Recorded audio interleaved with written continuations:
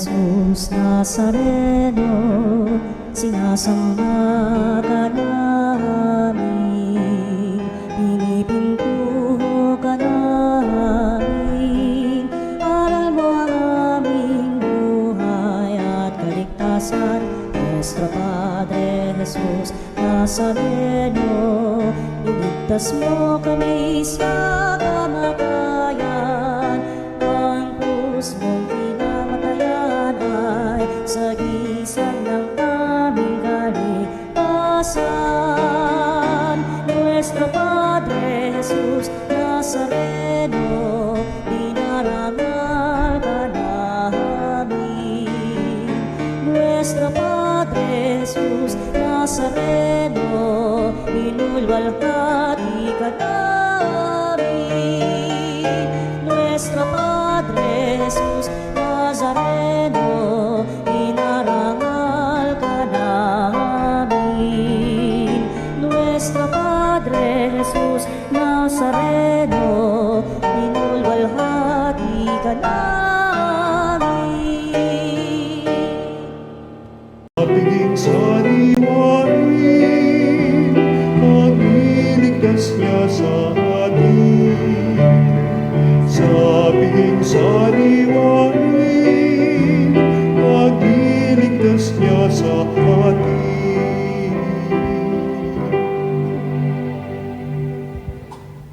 Sa ngalan ng Ama at ng Anak at ng Espiritu Santo, Amen. sumainyo ang Panginoon. At sumairi. Good morning mga kapatid. Good morning, Father. Ialay po natin ang sagradang misang ito para sa ating lahat na nandito at sa lahat ng naniniwala sa ating Panginoon Jesucristo na naway maging saksi tayo sa kanyang muling pagkabuhay at pagkakaisa. Mga kapatid, tingnan naman natin ang ating mga pamumuhay sa nakaraan kung tayo'y naging instrumento ng pagkawatak-watak at walang ugnayan sa Panginoon, humingi tayo ng kapatawaran. Inaamin ko Sa makapangyarihang Diyos at sa inyo mga kapatid, na lubha akong nagkasala sa isip, sa salita at sa gawa at sa aking pagkukulang. Kaya isinasamo ko sa mahal na Birheng Maria, sa lahat ng mga anghel at mga banal, at sa inyo mga kapatid, na ako'y ipanalangin sa Panginoong ating Diyos. kawaan tayo ng makapangyarihang Diyos, patawarin tayo sa ating mga salanan, patnubayan tayo sa buhay na walang hanggan. Amen. Manalangin tayo. Ama naming makapangyarihan, ipagkaloob mo ang Espiritu Santong sumasa amin, ay siya nawang magpagindapat na kami gawing tahanan ng kapangyarihan sa aming piling. Inihiling namin to sa ngalan ni Kristo ng aming Panginoon. Amen. Pagbasa mula sa mga gawa ng mga apostol. Noong mga araw na iyon, mula sa Mileto, si Pablo'y nagpasugo sa Efeso at pinatawag ang matatanda sa simbahan roon. Pagdating nila ay kanyang sinabi, "Nalalaman ninyo kung paano ko ginugol ang buong panahong ipinamalagi ko sa inyo. Mula ng unang araw na ako'y tumuntong sa Asya. Buong pagpapakumbaba akong naglingkod sa Panginoon at lumuluhang nagtiis ng maraming pagsubok dahil sa mga pagtatangka ng mga Hudyo. Hindi ako nangiming magsabi sa inyo ng anumang ikabubuti ninyo sa aking pagtuturo at pangangaral sa inyo, maging sa hayagan at sa bahay-bahay. Ipinangaral ko maging sa mga Hudyo at sa mga Grego na dapat nilang talikdan ang kanilang kasalanan at manumbalik sa Diyos at manalig sa ating Panginoong Hesukristo. Ngayon, sa utos ng Espiritu, ako'y pupunta sa Jerusalem at hindi ko alam kung ano ang mangyayari sa akin doon. Ito lamang ang aking alam. Sa bawat bayang dinalaw ko, ipinahayag sa akin ng Espiritu Santo nang naghihintay sa akin dooy pagkabilanggo at kapighatian. Subalit walang halaga sa akin ang aking buhay.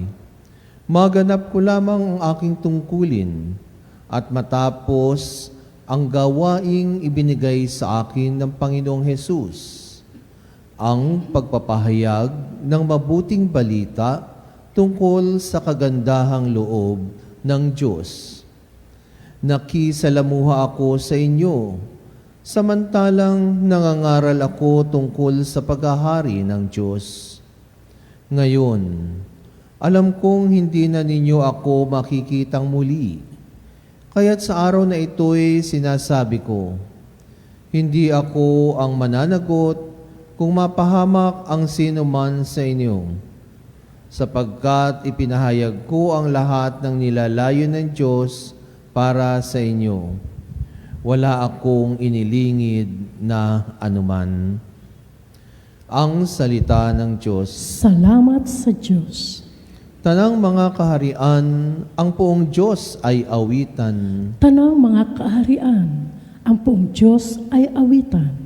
Dahil sa iyo, yaong ulang masagana ay pumatak. Lupain mong natuyunay na nariwa at umunlad. At doon mo pinatira yaong iyong mga lingkod. Ang mahirap nilang buhay sa biyaya ay pinuspos. Tanang mga kaharian, ang poong Diyos ay awitan. Purihin ang Panginoon, ang Diyos nating nagliligtas, at may dala araw-araw ng pasanin nating hawak. Ang ating Diyos ay isang Diyos na ang gawa ay magligtas. Ang Diyos ang Panginoon, Panginoon nating lahat.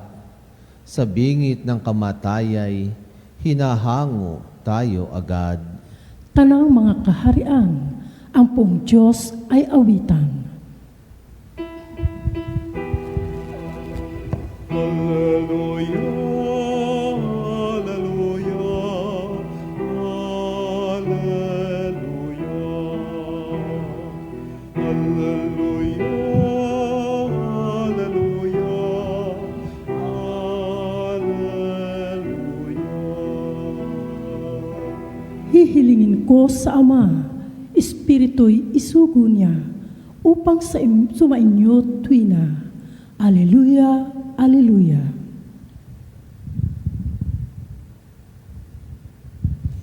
Sumainyo ang Panginoon. At sumaiyo rin. Ang mabuting balita ng ating Panginoon ayon kay San Juan. Papuri sa iyo, Panginoon.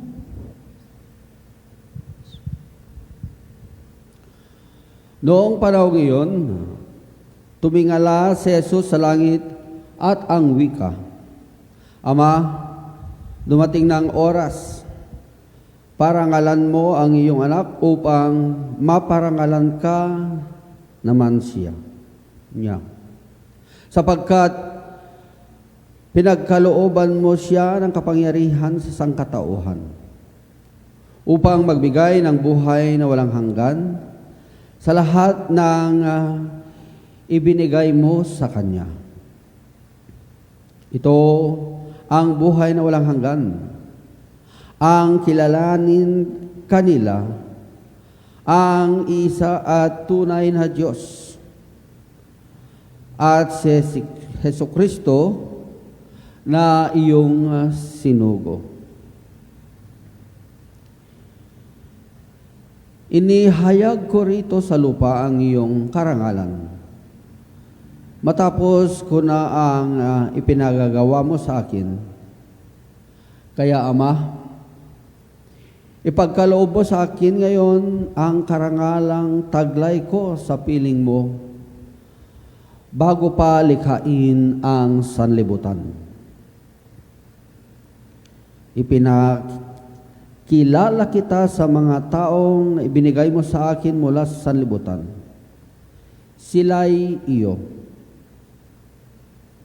Ibinigay mo sila sa akin at tinupad nila ang iyong salita.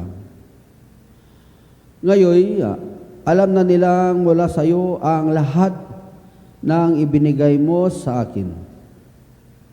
Sapagkat itinuro ko sa kanila ang lahat ng aking nabatid sa iyo at tinanggap naman nila. Natitiyak nilang ako'y galing sa iyo at naniniwalang silang ikaw ang nagsugo sa akin. Idinadalangin ko sila, hindi ang sanlibutan, kundi ang lahat ng binigay mo sa akin, sapagkat sila ay iyo. Ang lahat ng akin ay iyo, at ang lahat ng iyo ay akin. At pararangalan ako sa pamamagitan nila. At ngayon, ako'y pupunta na sa iyo. Aalis na ako sa sanlibutan, ngunit nasa sanlibutan pa sila.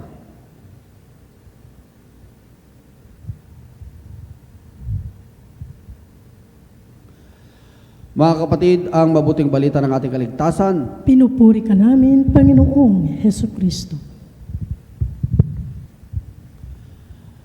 mga kapatid, meron po kaming isang masipag, masinop, very generous na pari na na-assign noon sa Africa. At ang dami niyang ginawa doon kasi siya ay workaholic. Gaya ng pagbibigay ng iba't ibang livelihood sa mga tao sa gitna ng kagubatan, pagpapatayo ng kooperatiba, eskwelahan, klinik, paggawa ng daan sa iba't ibang mga lugar, lalong-lalo na sa liblib na po. Marami siyang binigay na mga damit, pagkain, mga kagamitan, pansaka. Nagpatayo pa siya ng gilingan ng mais at kamuting kahoy. Kasi ang staple food nila sa Africa ay yung tinatawag na fufu. Ito ay giniling, naging powder na kamuting kahoy, naging arena at iyon ang kanilang niluluto bilang pagkain kasaba, tinatawag nilang manyok sa kanilang salita. At nung nag-retire na itong pari namin na ito, of course, bumalik na sa Belgium. Pagkatapos ng ilang taon ay bumalik siya doon sa kanyang misyon sa parokya sa gitna ng kagubatan upang bisitahin naman ang kanyang mga ginawa para sa kanyang mga parishioners. At nung dumating siya doon, galit na galit siya kasi lahat yung ginawa niya walang natira at pinagpatuloy ng mga tao. In fact, kahit nga yung gilingan ng mais at kamuting kahoy, yung mga makina ay pinagkukuha ng mga tao at pinenta pinorkilo. Yung bodega, pinasok din. Kinuha lahat yung mga materialis doon, lahat pinagkukuha. Sa madaling sabi, lahat yung ginawa ng pare namin ay sinira ng mga parishioners niya at ibinenta nila kung ano man pwede nilang pakinabangan ay kinuha nila. At galit na galit yung pare namin na yun. And of course, he confronted his parishioners na bakit ginawa nila yon. With all his good intentions and motivations, ay ginawa niya yun para sa kanilang kabutihan. At nung tinanong niya sila, merong isang parishioner na naglakas loob at sinagot niya ang pare namin at sinabi, Father, sabi, alam po namin na may mabuti kang puso, ginawa mo lahat ang mga proyektong yan para sa aming kabutihan. At kami guminhawa natutuwa. Pero, hindi mo ipinakilala ang ating Panginoong Hesukristo. Hindi namin alam ang rason kung bakit mo ginagawa yon at hindi rin namin kilala ang sinasabi mong Panginoong Hesukristo. Kaya, akala namin na kailangan naming paghati-hatian na lahat yung mga iniwan mo dito mula nung ika'y lumisan. Mga kapatid, bakit ko sinasabi ito? Kasi iyan ang sinasabi ng mga pagbasa ngayon. Sa una, pagbasa sa Ebanghelyo, kahit na rin yung salmong tugunan, no? Na ang importante na misyon ng ating Panginoong Hesukristo, gayon din kay Santo Pablo, ay yung ipakilala ang Panginoon. Ang Diyos Espiritong itong naging tao, kagaya natin maliban sa kasalanan. Kung sino siya, ano ang kanyang pakay, ano kanyang mga ginawa, at upang sa ganon ay gayahin ng mga nakakakilala at nakarinig sa kanyang mga salita at nakasaksi sa kanyang mga ginawa na kailangan din tularan ng kanyang mga alagad. And that is the first thing in doing mission.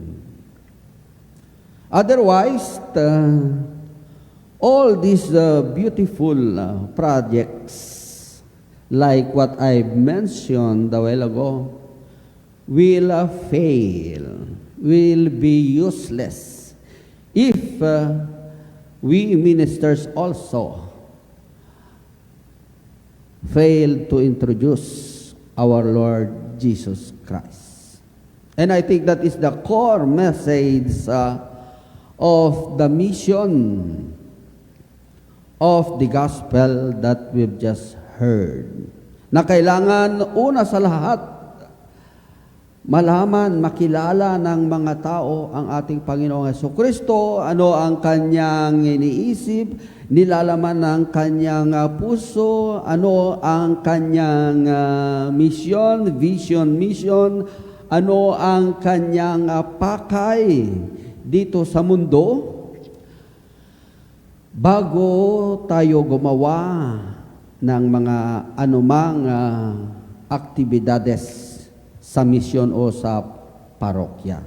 O kung may ginagawa man tayo, of course, we should always connect these projects and different activities to the Lord. Halimbawa, pagpapatayo ng hospital, sabihin natin na, of course, kasi ang ating Panginoong Jesucristo ay nanggamot.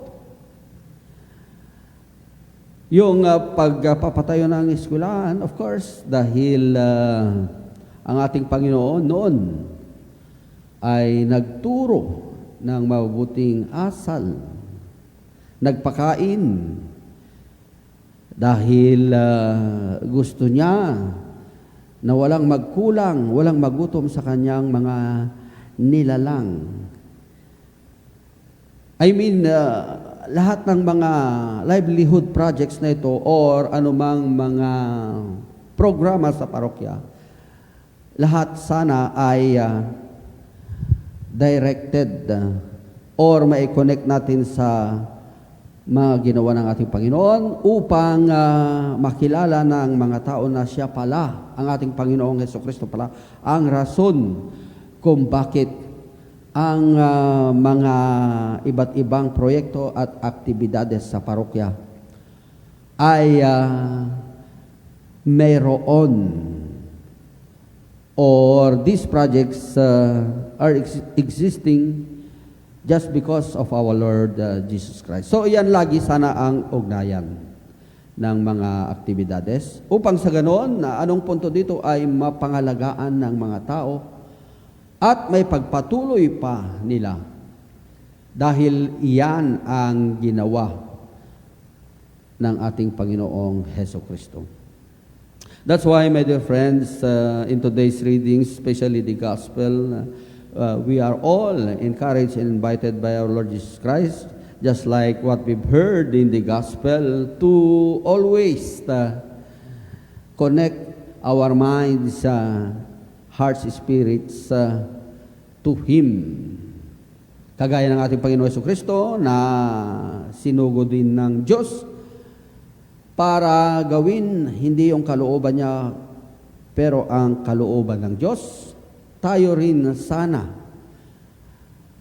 kukuha tayo ng lakas, inspirasyon sa ating Panginoong Hesukristo. At magagawa lang natin yan kung in the first place, kilala natin siya, alam natin ang mga rason kung bakit ginawa niya ang mga napapakinggan natin sa Ebanghelyo, gaya ng sinabi ko, at ipagpatuloy yung mga aktibidades na yan para maipakilala siya sa sanlibutan, hindi tayo ang maipakilala. And it's always good, my dear friends, to start our day, morning, by gathering together here in our chapel in order to hear the words of God, draw inspiration from the readings, and at the same time apply this in our day-to-day life. Sa modernong pamumuhay natin, parang yung cellphone, kailangan na para magamit natin ang ating mga cellular phones, anumang klaseng unit yan, mai-charge muna either sa power bank o sa kuryente. Ang kuryente, ang source, ang ating Panginoong Jesucristo ng enerhiya, electricity, at tayo, yung mga cellphone, na kumukuha lang ng lakas, inspirasyon mula sa Kanya. Siya nawa. Sa ngalan ng Ama, Anak at Espiritu Santo. Amen.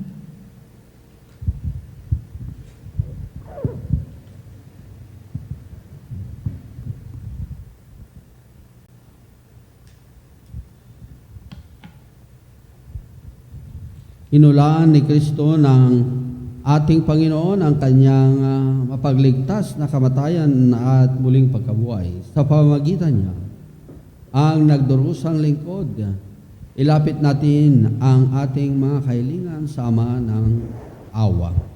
At sa bawat panalangin ang ating itutugon, Ama, magningning nawa sa amin ang iyong kalwalhatian. Ama, magningning nawa sa amin ang iyong kalwalhatian. Ang mga pinuno ng simbahan, naway ipakita sa atin ang isang malinaw na larawan ng matyagang pagtitiis sa gitna ng kaguluhan ng ating panahon. Manalangin tayo sa Panginoon. Ama, magningning nawa sa amin ang iyong kalwalhatian. Ang mga bansa, naway makilala ang nag-iisang tunay na Diyos at si Hesukristo na Kanyang isinugo. Manalangin tayo sa Panginoon. Ama, magningning nawa sa amin ang iyong kalwalhatian. Tayo naway magsikap at manalangin para sa pagkakaisa ng lahat ng naniniwala kay Kristo. Manalangin tayo sa Panginoon. Ama, magningning nawa sa amin ang iyong kaluwalhatian. Ang mga may sakit, naway iugnay ang kanilang mga paghihirap at pagpapakasakit ni Kristo sa krus. Manalangin tayo sa Panginoon. Ama, magningning nawa sa amin ang iyong kaluwalhatian. Ang mga naunang lumisan sa buhay na ito, naway makatanggap ng walang hanggang gantimpalang ipinangako sa kanila. Manalangin tayo sa Panginoon. Ama, magningning nawa sa amin ang iyong kaluwalhatian. Sa ilang sandali ng katahimikan, ipanalangin ang kagalingan at natatanging kahilingan ng ating mga Eucharistic advocates. Manalangin tayo sa Panginoon. Ama, magningning nawa sa amin ang iyong kaluwalhatian. Ama, niluwalhati mo ang iyong anak at luwalhatiin kami sa Kanya. Tanggapin mo ang aming mga panalangin dahil kami ay sa iyo. Iniiling namin to sa ngalan ni Kristo ang aming Panginoon. Amen. Ang ibig mo, ang kapit ko, lahat ng ito'y nagmula sa iyo. Minirahan mo sa'yo, buong puso kong inapalay sa'yo. O Diyos, O Panginoon, lahat ay biyayang aming inampon, aming buhay at kakayahan, ito'y para lamang sa'yong kaluwalhatian.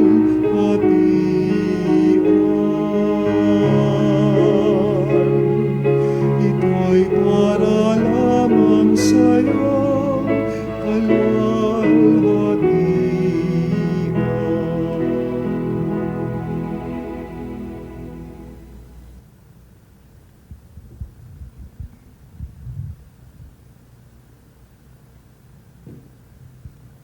Manalangin kayo mga kapatid upang ang paghain natin ay kalugdan ng ating makapangyarihang Diyos. Tanggapin nawa ng Panginoon itong paghahain sa iyong mga kamay, sa kapurihan niya at karangalan, sa ating kapakinabangan at sa buong sambayanan niyang banal. Ama naming lumikha, tanggapin mo ang aming mga panalangin na sumasali sa aming paghahain upang sa ginaganap naming pagdiriwang kami makatawid sa kaluwalhatian mo. Hiniling namin to sa ngalan ni Kristo ng aming Panginoon. Amen. Sumainyo ang Panginoon. At sumaiyo rin. Itaas sa Diyos ang inyong puso at diwa. Itinaas na namin sa Panginoon. Pasalamatan natin ang Panginoong ating Diyos. Marapat na siya ay pasalamatan. Ama naming makapangyarihan, tunay nga marapat na ikaw ay aming pasalamatan. Sa pamamagitan ni Jesucristo naming Panginoon, noong siya ay muling nabuhay, siya ay nagpakita sa mga alagad niyang mahal. Samantalang siya ay kanilang kapisan, siya ay umakyat sa kalangitan.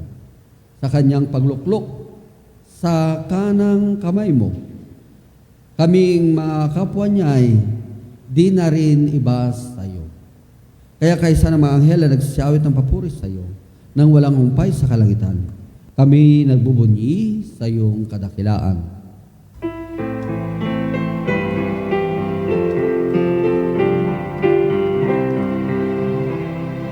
Santo, Santo, Santo, Panginoong Diyos ng mga hukbo, napupuno ang langit at lupa ng kadakilaan.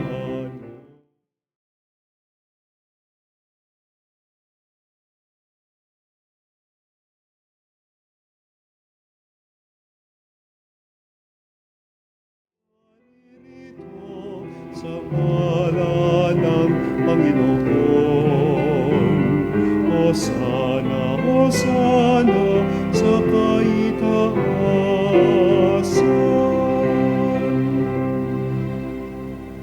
Ama naming banal, ikaw ang bukal ng tanang kabanalan, kaya't sa pamagitan ng iyong Espiritu, gawin mong banal ang mga kaloob na ito upang para sa amin maging katawan at dugo ng aming Panginoong Heso Kristo.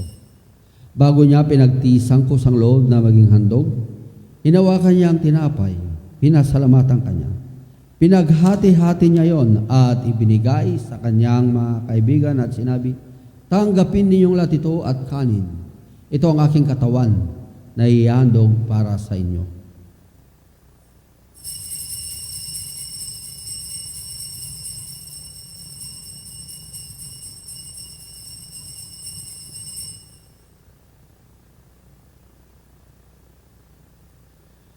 Ngayon din naman, nung matapos ang kanilang hapunan, hinawakan niya ang kalis, muli kanyang pinasalamatan. Iniabot niya ang kalis sa kanyang mga kaibigan at sinabi, "Tanggapin ninyong lahat ito at inumin. Ito ang kalis ng aking dugo, ng bago at walang hanggang tipan. Ang aking dugo na ibubuhos para sa inyo at para sa lahat, sa ikapagpapatawad ng mga kasalanan. Gawin ninyo ito sa pag-alala sa akin."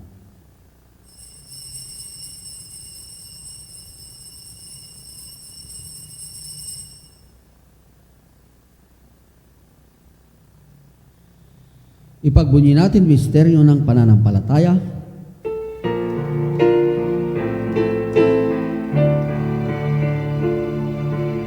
Ang kamatayan mo, Panginoon,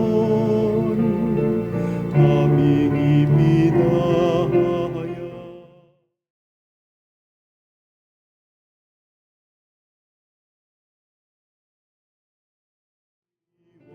Hanggang sa iyong pagbabalik,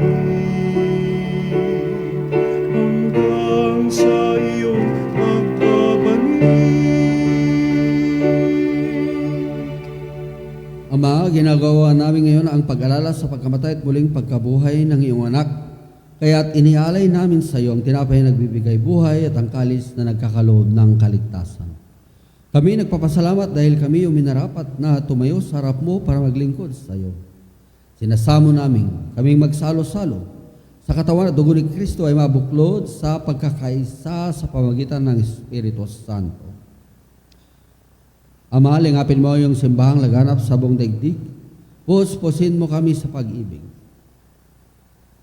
Kaysa ni Leon na aming Papa, ni Elias na aming Obispo, at lahat ng mga kapatid ko nandito ngayon, lahat ng nakikinig, naway isang unang-una priority nila, kilalanin at ipakilala ang ating Panginoong Jesucristo.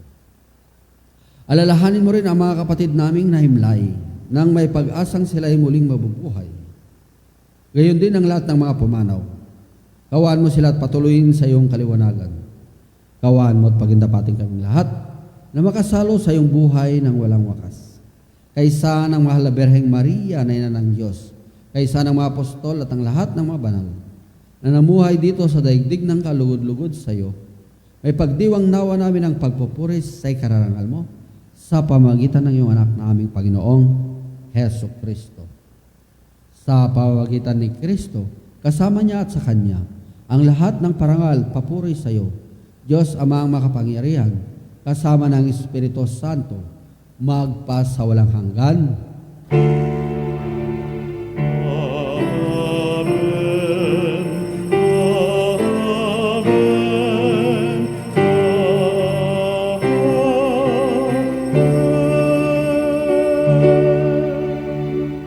Dasalin natin ang dasal na itinuro ng Panginoon.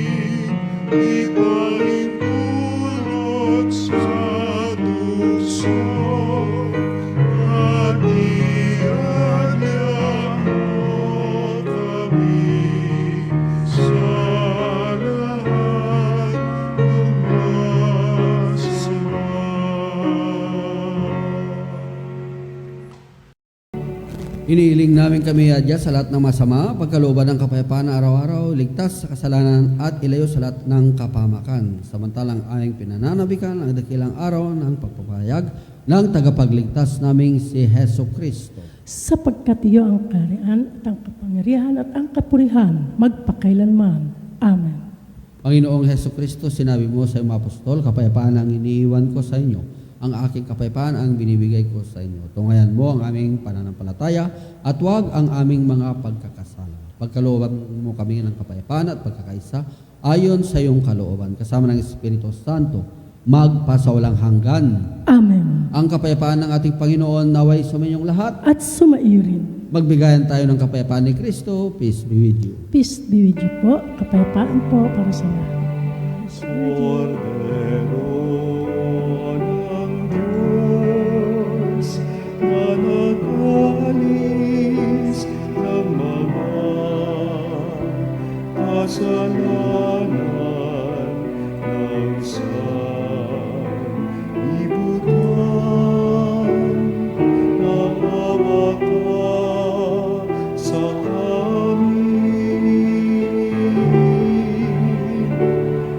Cordero ng Diyos na nag-alis ng mga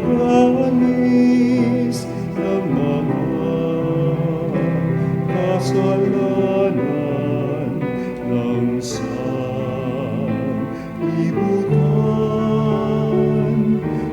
maawa ka sa amin.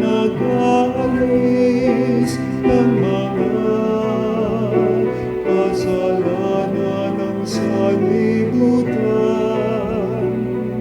ipagkaloob mo sa amin ang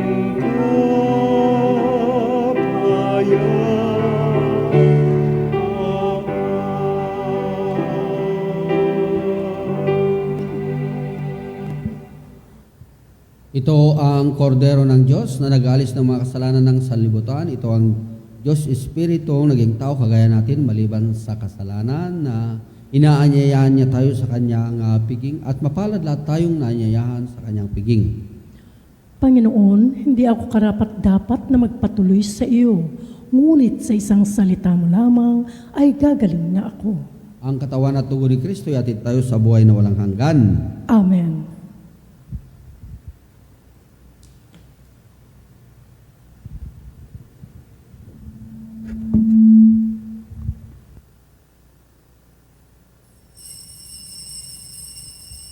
Mga kapanalig, ating dasalin ang komunyong espiritual. O Jesus, nananalig ako sa pananahan mo sa kabanal-banalang sakramento. Minamahal kita higit sa lahat at hangad ka ng aking kaluluwa. Hindi ko man matatanggap ngayon ang iyong katawan at dugo, inaasahan ko na patuloy kang mamumuhay sa aking puso. Naniniwala ako na narito ka at kaisa ka ng aking buong pagkatao. Huwag mong ipahintulot na mawalay ako sa iyo. Amen. Panalangin sa karangalan ng Nuestro Padre Jesus Nazareno. O Jesus Nazareno, katamis-tamisan naming manunubos, sa harap mo ngayon naririto kami't nangangayupapa at nagsisisi ng taos-puso sa aming pagiging walang turing sa iyo at paglimot sa di mabilang na mga biyaya mo, lalong-lalo na yaong mahalagang biyaya ng pagtutubos. Dinaramdam namin at pinagsisisihang labis, Panginoon ko, ang pagkakasala namin sa iyo. Ikinalulungkot namin ang pagiging dahilan ng pagpapasan mo ng krus na iyan sa gitna ng mga hirap at kapaitan, hanggang sa inihandog mo ang iyong buhay sa bundok ng Kalbaryo, sa pagkaibig mo lamang na matubos kami at ang sangkatauhan mula sa sala. Pakabanalin mo, O Panginoon, ang aming pagnanais at ipagtanggap mo sa amin ang iyong biyaya. Maging tagapamagitan nawa ang iyong ina, ang kalinis-linisang Birheng Maria.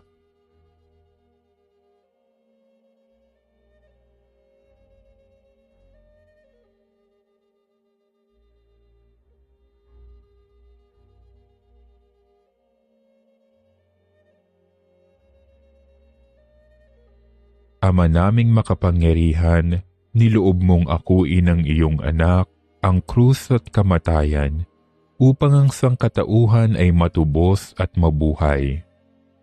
Ang pag-ako namin sa krus at kamatayan dito sa lupa, ayon sa diwa ng pagsunod sa iyong loob, na ginanap ng iyong anak, ay magpagindapat nawa naming kamtin ang lubos na katubusan at pagkabuhay sa iyong piling, sa pamamagitan ni Hesukristo, kasama ng Espiritu Santo, magpasawalang hanggan.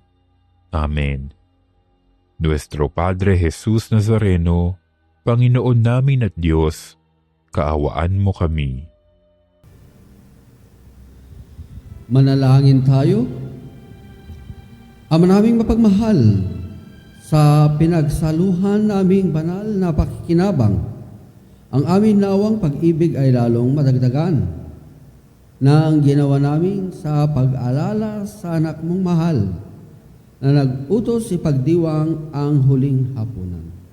Iniling namin to sa ngalan ni Kristo ng aming Panginoon. Amen. Panalangin para sa mga may sakit. O makapangyarihan at mapagkalingang Ama, kaming mga dumaranas ng mga karamdaman ay dumudulog sa iyong kalooban, sapagkat ikaw ang taga-aliw ng mga nagdadalamhati at kalusugan ng mga may sakit. Lubos kaming nagtitiwala sa iyo dahil sa mga mahimalang pagpapagaling mula sa iyo. Taglay ang maalab na pananampalataya at pamimintuho. Kami buong kababaang loob na sumasamo sa iyo para sa aming mga kapatid na may karamdaman.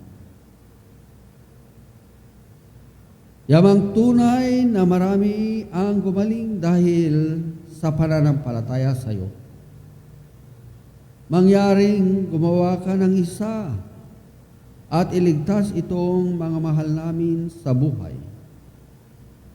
Ilayo mo sila sa panganib at ibangon sa banig ng karamdaman upang sila ay makabalik sa paglilingkod kay Hesukristo na iyong anak at aming Panginoon na nabubuhay at naghari magpakailanman. Amen. Mahal na Birhen ng Lourdes, Ipanalangin mo kami. sumainyo ang Panginoon At sumaiyo rin. at basbasan kayo ng makapangyarihang Diyos, Ama, Anak at Espiritu Santo. Amen. Tapos ng misa, narinig na kilala natin ang Panginoon. Humayo kayo at ipakilala siya sa inyong mga salita at gawa. Salamat sa Diyos. Magandang araw, gabi sa lahat ng mga nakikinig. Magandang araw, Father.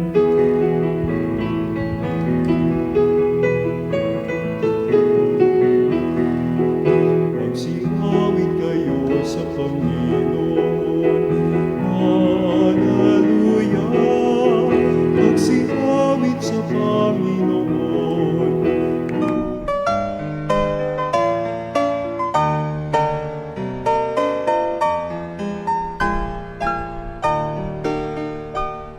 Nuestro Padre Jesus Nazareno, sinasamba ka namin, pinipintuho ka namin, aral mo ang aming buhay at kaligtasan. Nuestro Padre Jesus Nazareno, iligtas mo kami sa kamatayan.